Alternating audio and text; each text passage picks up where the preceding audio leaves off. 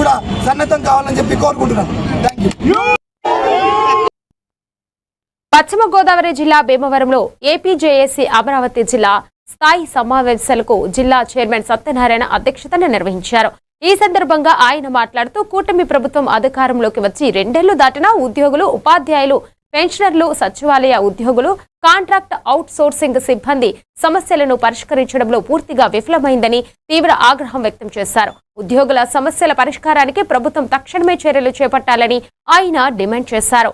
ఈ సమావేశంలో general secretary అల్లం సత్యనారాయణ, మహిళా విభాగం చైర్పర్సన్ సుగుణ, సంధ్య, వైస్ చైర్మన్ అరుణ్ తో పాటు వివిధ ఉద్యోగ సంఘాల నాయకులు పాల్గొన్నారు.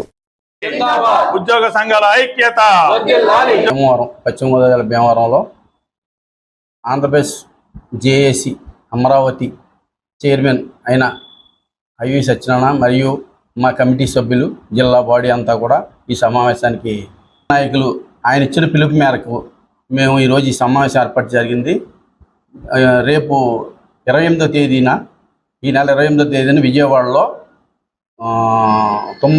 ఏంటంటే మన గౌరవ ముఖ్యమంత్రి గారు మంత్రుల కమిటీని ద్వారా మా రాష్ట్ర చైర్మన్ బొప్పరాజు వెంకటేశ్వర గారికి కౌరు పంపి మనం ఈ ఉద్యమాలు వద్దు, మనం సానుకూలంగా మీ యొక్క జిల్లా కార్యదర్శిగా పనిచేస్తూ ఉన్నాను.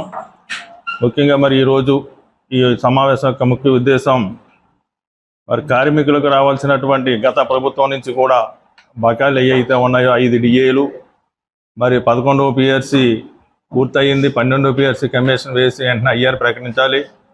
మరి విశ్రాంత ఉద్యోగులకు రావాల్సినటువంటి బకాయిలు, మంత్రి వర్గ సమావేశాన్ని ఒక 3 మంత్రులతోటి మాకు సమావేశం ఏర్పాటు చేయడం జరిగింది. మరి ఆ సమావేశంలో అనేక సమస్యల మీద మా బొప్పరాజు వెంకటేశ్వరరావు గారు, పల్లిచెట్టి దామోదరరావు గారు, పనిపేరరాజు గారు కూడా మరి గవర్నమెంట్కి వివరించడం జరిగింది.